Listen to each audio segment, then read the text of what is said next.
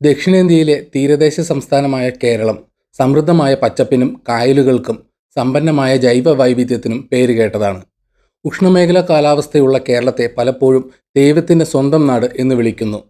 സംസ്ഥാനത്തിൻ്റെ പ്രകൃതി സൗന്ദര്യവും ഫലഭൂയിഷ്ഠമായ മണ്ണും സമൃദ്ധമായ മഴയും അതിൻ്റെ അഭിവൃദ്ധി പ്രാപിക്കുന്ന കാർഷിക വ്യവസായത്തിനും വൈവിധ്യമാർന്ന ആവാസ വ്യവസ്ഥകൾക്കും ഊർജ്ജസ്വലമായ സംസ്കാരത്തിനും സംഭാവന നൽകിയിട്ടുണ്ട്. എന്നാൽ കേരളത്തെ അത്തരമൊരു പറുദീസയാക്കുന്ന സാഹചര്യങ്ങൾ തന്നെ ഗണ്യമായി മാറുകയാണെങ്കിൽ എന്തു ചെയ്യും?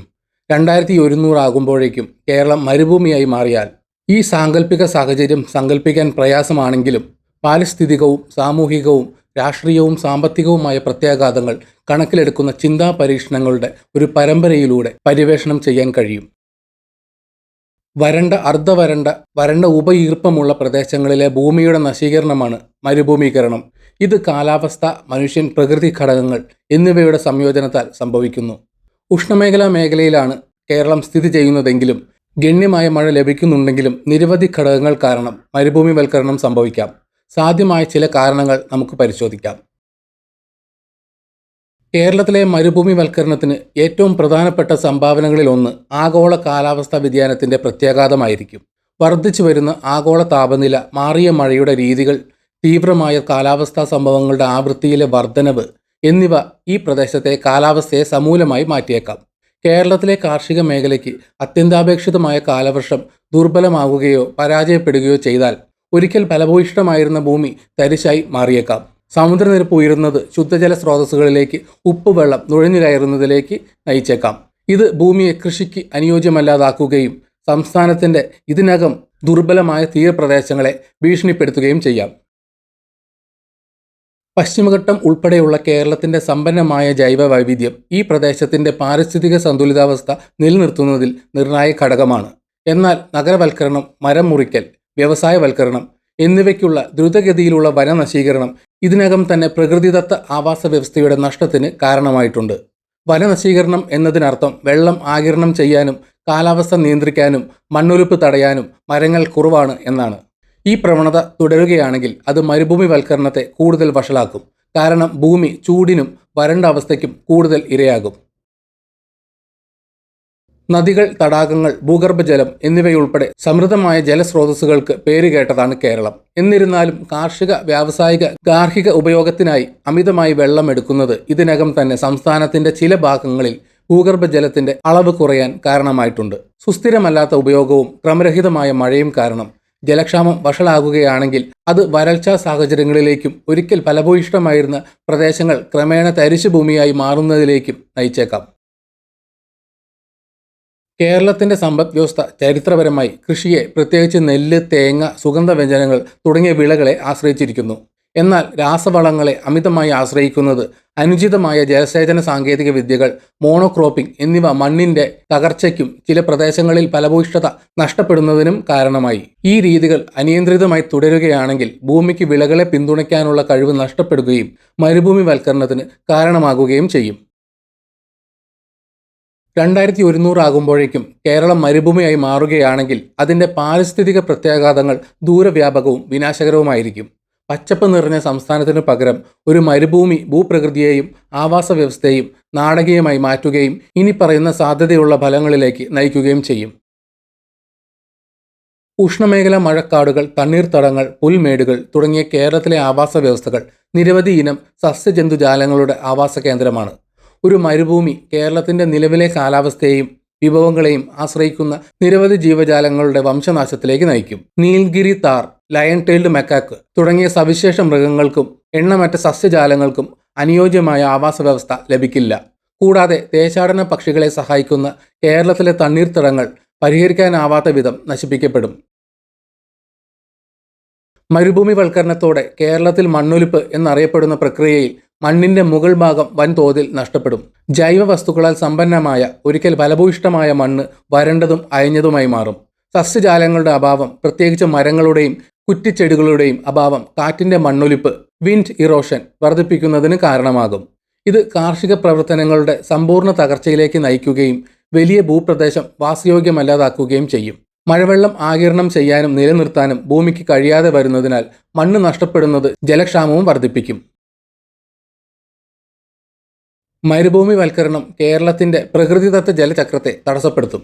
ശുദ്ധജലത്തിന്റെ പ്രധാന സ്രോതസ്സുകളായ സംസ്ഥാനത്തെ നദികൾ വറ്റിപ്പോകുകയും അത് ജലക്ഷാമത്തിലേക്ക് നയിക്കുകയും ചെയ്യും. സസ്യജാലങ്ങൾ കുറയുന്നത് അന്തരീക്ഷത്തിലേക്ക് പുറത്തുവിടുന്ന ഈർപ്പത്തിന്റെ അളവ് കുറയ്ക്കുകയും കാലവർഷത്തെ കൂടുതൽ ദുർബലമാക്കുകയും ചെയ്യും. മതിയായ മഴയില്ലെങ്കിൽ ഈ പ്രദേശം ഭൂഗർഭജല സ്രോതസ്സുകളെ കൂടുതലായി ആശ്രയിക്കും. അവ ഇതിനകം തന്നെ അപകടകരമായ തോതിൽ കുറയുന്നു. ഒടുവിൽ ഇത് കേരളത്തിലെ ജലവിതരണ അടിസ്ഥാന സൗകര്യങ്ങളുടെ തകർച്ചയിലേക്ക് നയിച്ചേക്കാം. മരുഭൂമി പോലെയാകുന്ന കേരളത്തിൽ പ്രത്യേകിച്ച് വേനൽക്കാലത്ത് വളരെ ഉയർന്ന താപനിലയായിരിക്കും നേരിടേണ്ടി വരിക. ഒരിക്കൽ മിതമായ ഉഷ്ണമേഖലാ കാലാവസ്ഥയായിരുന്ന സ്ഥലത്ത് ഇപ്പോൾ പകൽ ഉയർന്ന താപനിലയും രാത്രികൾ തണുത്തതുമാകാം. അത്തരം മാറ്റങ്ങൾ കേരളത്തിലെ നിലവിലെ ആവാസ വ്യവസ്ഥയെ മിക്ക ജീവജാലങ്ങൾക്കും അനുയോജ്യമല്ലാതാക്കുകയും ഈ മേഖലയിൽ അതിജീവിക്കാൻ കഴിയുന്ന സസ്യങ്ങളുടെയും മൃഗങ്ങളുടെയും തരങ്ങളിൽ ഗണ്യമായ മാറ്റത്തിലേക്ക് നയിക്കുകയും ചെയ്യും. കേരളം മരുഭൂമിയായി മാറുന്നത് പരിസ്ഥിതിയെ നശിപ്പിക്കുക മാത്രമല്ല, സംസ്ഥാനത്തെ ജനങ്ങൾക്ക് ആഴത്തിലുള്ള സാമൂഹിക പ്രത്യാഘാതങ്ങൾ ഉണ്ടാക്കുകയും ചെയ്യും. ഉയർന്ന സാക്ഷരതാ നിരക്ക്, പുരോഗമന സാമൂഹിക നയങ്ങൾ, ശക്തമായ ആരോഗ്യ സൂചകങ്ങൾ എന്നിവയ്ക്ക് പേരുകേട്ടതാണ് കേരളം. എന്നിരുന്നാലും ഒരു മരുഭൂമിവൽക്കരണ സാഹചര്യം ഈ നേട്ടങ്ങളിൽ പലതും ഇല്ലാതാക്കാൻ സാധ്യതയുണ്ട്. ഭൂമി ക്ഷയിച്ചതോടെ കാർഷിക പ്രവർത്തനങ്ങൾ അവസാനിക്കുകയും നിരവധി കർഷകർക്ക് ഉപജീവനമാർഗം നഷ്ടപ്പെടുകയും ചെയ്യും. ജലസ്രോതസ്സുകൾ വറ്റിപ്പോകുകയും വിഭവങ്ങൾ ദുർബലമാകുകയും ചെയ്യുന്നതിനാൽ കൂടുതൽ ജലമുള്ള സ്ഥലങ്ങൾ തേടി ആളുകൾ വരണ്ട സാഹചര്യങ്ങളിൽ നിന്ന് പലായനം ചെയ്യുന്നതിനാൽ വലിയ തോതിലുള്ള കുടിയേറ്റം സംഭവിക്കും. ഇത് അയൽ സംസ്ഥാനങ്ങളിലോ നഗര കേന്ദ്രങ്ങളിലോ അമിത ജനസംഖ്യയിലേക്ക് നയിച്ചേക്കാം. ഇത് അടിസ്ഥാന സൗകര്യങ്ങൾ, ആരോഗ്യ സംരക്ഷണം, വിദ്യാഭ്യാസ സംവിധാനങ്ങൾ എന്നിവയിൽ വളരെയധികം സമ്മർദ്ദം ചെലുത്തുന്നു. ജലസ്രോതസ്സുകളുടെ വരൾച്ച ഗുരുതരമായ ജലക്ഷാമത്തിലേക്ക് നയിക്കുകയും പൊതുജനാരോഗ്യ പ്രതിസന്ധികൾ വർദ്ധിപ്പിക്കുകയും ചെയ്യും. ശുദ്ധജലത്തിന്റെ അഭാവം കോളറ, വയറിളക്കം, ടൈഫോയിഡ് തുടങ്ങിയ ജലജന്യ രോഗങ്ങൾക്ക് സാധ്യത വർദ്ധിപ്പിക്കും. കൂടാതെ മരുഭൂമിയിലെ അവസ്ഥയിൽ നിന്നുള്ള ചൂടും പൊടിയും ശ്വസന പ്രശ്നങ്ങളിലേക്കും ചൂടുമായി ബന്ധപ്പെട്ട രോഗങ്ങളിലേക്കും നയിച്ചേക്കാം. ചരിത്രപരമായി രാജ്യത്തെ ഏറ്റവും മികച്ച ആരോഗ്യ സംരക്ഷണ സംവിധാനങ്ങളിലൊന്നായ സംസ്ഥാനത്തിന്റെ ആരോഗ്യ സംരക്ഷണ സംവിധാനം വർദ്ധിച്ചു വരുന്ന രോഗികൾക്ക് പരിചരണം നൽകുന്നതിൽ കാര്യമായ വെല്ലുവിളികൾ നേരിടേണ്ടി വരും. കാർഷിക ജോലികൾ കൂടുതൽ അപ്രാപ്യമാകുമ്പോൾ നിരവധി ആളുകൾ പ്രത്യേകിച്ച് ഗ്രാമപ്രദേശങ്ങളിൽ തൊഴിൽരഹിതരാകും. സംസ്ഥാനം സാമ്പത്തിക ബുദ്ധിമുട്ടുകൾ നേരിടുന്നതിനാൽ വിദ്യാഭ്യാസ തൊഴിലവസരങ്ങൾ കുറയുകയും ഇത് ഉയർന്ന തോതിലുള്ള ദാരിദ്ര്യത്തിലേക്കും സാമൂഹിക അസ്വസ്ഥതയിലേക്കും നയിക്കുകയും ചെയ്യും. ചെറുപ്പക്കാർ ജോലിയോ വിദ്യാഭ്യാസമോ തേടി കുടിയേറാൻ നിർബന്ധിതരാകുകയും ഇത് പ്രാദേശിക സമൂഹങ്ങളുടെയും സാംസ്കാരിക ബന്ധങ്ങളുടെയും തകർച്ചയിലേക്ക് നയിക്കുകയും ചെയ്യും. കേരളത്തിന്റെ സാംസ്കാരിക സ്വത്വം അതിന്റെ സ്വാഭാവിക പരിസ്ഥിതിയിൽ ആഴത്തിൽ വേരൂന്നിയതാണ്. സമൃദ്ധമായ ഭൂപ്രകൃതിയും കായലും സമൃദ്ധമായ വന്യജീവികളും സംസ്ഥാനത്തെ നിർവചിക്കുന്ന കലകൾ, സാഹിത്യം, സംഗീതം എന്നിവയ്ക്ക് പ്രചോദനമായിട്ടുണ്ട്. ഒരിക്കൽ ഈ പാരമ്പര്യങ്ങളെ പരിപോഷിപ്പിച്ച ഭൂമി നിലവിലില്ലാത്തതിനാൽ മരുഭൂമിയായ കേരളത്തിന് അതിൻ്റെ സാംസ്കാരിക പൈതൃകത്തിൻ്റെ ഭൂരിഭാഗവും നഷ്ടപ്പെടാൻ സാധ്യതയുണ്ട്. ആളുകൾ കുടിയേറുമ്പോൾ സാമൂഹിക ഘടന പിളരുകയും സവിശേഷമായ ജീവിതരീതി അപ്രത്യക്ഷമാകുകയും ചെയ്യും. സംസ്ഥാനം മരുഭൂമിയായി മാറിയാൽ കേരളത്തിന്റെ സമ്പദ്വ്യവസ്ഥ തകർന്നു പോകും. സംസ്ഥാനത്തിന്റെ GDPയിൽ പ്രധാന സംഭാവന നൽകുന്ന കാർഷിക മേഖലയാണ് ഏറ്റവും കൂടുതൽ ബാധിക്കുക. ഫലഭൂയിഷ്ഠമായ മണ്ണും ജലസ്രോതസ്സുകളും നഷ്ടപ്പെടുന്നത് നെല്ല് കൃഷി, സുഗന്ധവ്യഞ്ജന കൃഷി, തേങ്ങ ഉൽപ്പാദനം എന്നിവ അവസാനിപ്പിക്കും. ഇത് ആയിരക്കണക്കിന് കർഷകർക്ക് വരുമാനമില്ലാതെ വ്യാപകമായ ദാരിദ്ര്യത്തിനും ഭക്ഷ്യ അരക്ഷിതാവസ്ഥയ്ക്കും കാരണമാകും. കൃഷിയാണ് കേരളത്തിന്റെ ഗ്രാമീണ സമ്പദ്വ്യവസ്ഥയുടെ നട്ടെല്ല്. സംസ്ഥാനത്തിന്റെ ഫലഭൂയിഷ്ഠമായ മണ്ണ് വൈവിധ്യമാർന്ന വിളകളെ പിന്തുണയ്ക്കുന്നു. മരുഭൂമിവൽക്കരണം ഈ വിളകൾ വളർത്തുന്നത് അസാധ്യമാക്കുകയും ഇത് കേരളത്തിലെ കാർഷിക വ്യവസായത്തിന്റെ തകർച്ചയിലേക്ക് നയിക്കുകയും ചെയ്യും. ഇത് കർഷകരെ മാത്രമല്ല, കാർഷിക ഉൽപ്പന്നങ്ങളുടെ സംസ്കരണം, പാക്കേജിംഗ്, കയറ്റുമതി എന്നിവയുമായി ബന്ധപ്പെട്ട വ്യവസായങ്ങളെയും ബാധിക്കും. കാർഷിക ഭൂമി നഷ്ടപ്പെടുന്നത് ഉയർന്ന ഭക്ഷ്യവിലയിലേക്ക് നയിക്കുകയും കടുത്ത ഭക്ഷ്യക്ഷാമത്തിന് കാരണമാവുകയും ദാരിദ്ര്യവും പട്ടിണിയും വർദ്ധിപ്പിക്കുകയും ചെയ്യും. കേരളത്തിന്റെ സമ്പദ് വ്യവസ്ഥ ടൂറിസത്തെ വളരെയധികം ആശ്രയിക്കുന്നു. ഓരോ വർഷവും ദശലക്ഷക്കണക്കിന് ആഭ്യന്തര, അന്തർദേശീയ സന്ദർശകർ സംസ്ഥാനത്തിന്റെ പ്രകൃതി സൗന്ദര്യം അനുഭവിക്കാൻ എത്തിച്ചേരുന്നു. ഒരിക്കൽ ജനപ്രീതിയുള്ള കായലുകൾ, കടൽ തീരങ്ങൾ, വനങ്ങൾ എന്നിവ മരുഭൂമിയിലെ ഭൂപ്രകൃതിയിൽ വിനോദസഞ്ചാരികളെ ആകർഷിക്കില്ല. ദശലക്ഷക്കണക്കിന് ആളുകൾക്ക് തൊഴിൽ നൽകുന്ന ടൂറിസം വ്യവസായം തകരുകയും ഹോസ്പിറ്റാലിറ്റി, യാത്ര, സേവന മേഖലകളിൽ ഗണ്യമായ തൊഴിൽ നഷ്ടത്തിലേക്ക് നയിക്കുകയും ചെയ്യും. ധാതുക്കൾ, വനങ്ങൾ, സമുദ്രജീവികൾ എന്നിവയുൾപ്പെടെ പ്രകൃതി വിഭവങ്ങളാൽ സമ്പന്നമാണ് കേരളം. മണ്ണൊലിപ്പും ജലക്ഷാമവും അവ വേർതിരിച്ചെടുക്കുന്നതിനും ഉപയോഗിക്കുന്നതിനും ബുദ്ധിമുട്ടാക്കുന്നതിനാൽ മരുഭൂമിവൽക്കരണം ഈ വിഭവങ്ങളുടെ കുറവിന് കാരണമാകും. ഈ വിഭവങ്ങളുടെ നഷ്ടം സംസ്ഥാനത്തിന്റെ സാമ്പത്തിക സാധ്യതകളെ കൂടുതൽ പരിമിതപ്പെടുത്തുകയും അടിസ്ഥാന ആവശ്യങ്ങൾക്കായി ബാഹ്യ സ്രോതസ്സുകളെ ആശ്രയിക്കുന്നത് സൃഷ്ടിക്കുകയും ചെയ്യും.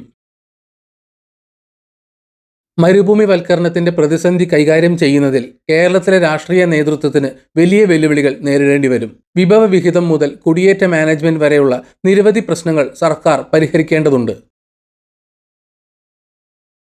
മരുഭൂമിവൽക്കരണത്തിന്റെ പ്രത്യാഘാതങ്ങൾ കൈകാര്യം ചെയ്യുന്നതിന് സർക്കാർ സമഗ്രമായ ദുരന്ത പ്രതികരണ പദ്ധതി സ്വീകരിക്കേണ്ടതുണ്ട്.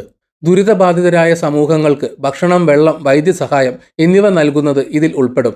ജലക്ഷാമത്തിന്റെ പ്രത്യാഘാതങ്ങൾ ലഘൂകരിക്കുന്നതിനും കുടിയേറ്റത്തെ പിന്തുണയ്ക്കുന്നതിനും വലിയ തോതിലുള്ള അടിസ്ഥാന സൗകര്യ പദ്ധതികളിൽ സംസ്ഥാനം നിക്ഷേപം നടത്തേണ്ടതുണ്ട്. മരുഭൂമിവൽക്കരണം തടയുന്നതിന് സുസ്ഥിര കാർഷിക രീതികൾ പ്രോത്സാഹിപ്പിക്കുക എന്ന ലക്ഷ്യത്തോടെയുള്ള നയങ്ങൾ സർക്കാർ നടപ്പാക്കേണ്ടതുണ്ട്. ജലസംരക്ഷണ സാങ്കേതിക വിദ്യകൾ അവതരിപ്പിക്കുക, ജൈവ കൃഷി പ്രോത്സാഹിപ്പിക്കുക, ജലസേചനം ആവശ്യമുള്ള വിളകളെ ആശ്രയിക്കുന്നത് കുറയ്ക്കുന്നതിന് വിളകൾ വൈവിധ്യവൽക്കരിക്കുക എന്നിവ ഇതിൽ ഉൾപ്പെടാം. വനനശീകരണത്തെ ചെറുക്കുന്നതിനും നശിച്ച ഭൂമി പുനഃസ്ഥാപിക്കുന്നതിനുമുള്ള ശ്രമങ്ങളും ഈ പ്രവണത മാറ്റുന്നതിന് നിർണായകമാണ്. കാലാവസ്ഥാ വ്യതിയാനത്തിന്റെ ആഗോള സ്വഭാവം കണക്കിലെടുക്കുമ്പോൾ മരുഭൂമിവൽക്കരണത്തിന്റെ മൂലകാരണങ്ങൾ പരിഹരിക്കുന്നതിന് കേരളം അന്താരാഷ്ട്ര സഹകരണത്തിൽ ഏർപ്പെടേണ്ടതുണ്ട്. മരുഭൂമിവൽക്കരണത്തെ ചെറുക്കുന്നതിനും ഹരിതഗൃഹ വാതക ഉദ്വമനം കുറയ്ക്കുന്നതിനും മാറുന്ന കാലാവസ്ഥാ സാഹചര്യങ്ങളുമായി പൊരുത്തപ്പെടുന്നതിനും സംസ്ഥാനം ആഗോള സംഘടനകളിൽ നിന്ന് ധനസഹായവും വൈദഗ്ധ്യവും തേടണം. 2100 ആകുമ്പോഴേക്കും കേരളം ഒരു മരുഭൂമിയായി മാറുമെന്ന ആശയം സാങ്കല്പികവും ആശങ്കാജനകവുമാണെങ്കിലും മനുഷ്യപ്രവർത്തനങ്ങളും പരിസ്ഥിതിയും തമ്മിലുള്ള അതിലോലമായ സന്തുലിതാവസ്ഥയുടെ ശക്തമായ ഓർമ്മപ്പെടുത്തലായി ഇത് വർത്തിക്കുന്നു. കേരളത്തെ ഒരു മരുഭൂമിയായി പരിവർത്തനം ചെയ്യുന്നത് സംസ്ഥാനത്തെ ജനങ്ങൾക്കും വന്യജീവികൾക്കും സമ്പദ് വ്യവസ്ഥയ്ക്കും ദൂരവ്യാപകമായ പ്രത്യാഘാതങ്ങൾ ഉണ്ടാക്കും. കാലാവസ്ഥാ വ്യതിയാനത്തെ അഭിസംബോധന ചെയ്യുക, സുസ്ഥിര വികസനം പ്രോത്സാഹിപ്പിക്കുക, പ്രകൃതി വിഭവങ്ങൾ സംരക്ഷിക്കുക എന്നിവയുടെ ആവശ്യകത ഇത് എടുത്തു കാണിക്കുന്നു. ഭാവിയിലേക്ക് നോക്കുമ്പോൾ കേരളം ആഗോള സമൂഹത്തോടൊപ്പം അതിൻ്റെ പ്രകൃതി സൗന്ദര്യം സംരക്ഷിക്കുന്നതിനും വരും തലമുറകൾക്ക് സുസ്ഥിരമായ ഭാവി ഉറപ്പാക്കുന്നതിനും സജീവമായ നടപടികൾ കൈക്കൊള്ളേണ്ടത് അത്യാവശ്യമാണ്. ഈ വീഡിയോ ഇവിടെ വെച്ച് നിർത്തുന്നു. നിങ്ങൾക്ക് വീഡിയോ ഇഷ്ടപ്പെട്ടെങ്കിൽ ലൈക്ക് ചെയ്യുക. ചാനൽ സബ്സ്ക്രൈബ് ചെയ്തിട്ടില്ലെങ്കിൽ മറക്കാതെ സബ്സ്ക്രൈബ് ചെയ്യണം. അതുപോലെ നിങ്ങളുടെ വിലയേറിയ അഭിപ്രായം കമൻറ്റിൽ രേഖപ്പെടുത്തണം. നോട്ടിഫിക്കേഷൻ ബെൽ ബട്ടൺ അമർത്താൻ മറക്കരുത്. മറ്റൊരു വീഡിയോയുമായി വീണ്ടും കാണാം. ബൈ.